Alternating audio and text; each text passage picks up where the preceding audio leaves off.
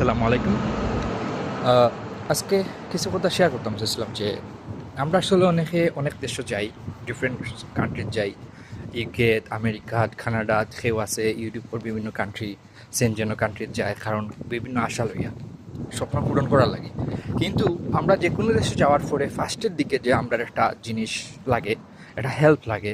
এটা হইল গিয়া কোনো একটা জায়গায় থাকা, একটা অ্যাকোমোডেশন, একটা অ্যাড্রেস, প্লাস একটা জব ম্যানেজ করে দেওয়া। যখন আমরা কোনো দেশের স্টুডেন্ট ভিসা যাই, আমরা একটা জব ফার্স্টে পাওয়া একটু টাফ হয়ে যায়, যে ম্যানেজ করা বিভিন্ন একটা বিষয় আছে। যেমন ইউকেতে আওয়ার পরে দেখা যায় যে আমরা অনেকেই ডক্টরও চেক আপ করতাম, সো আমরা একটা অ্যাড্রেস লাগে।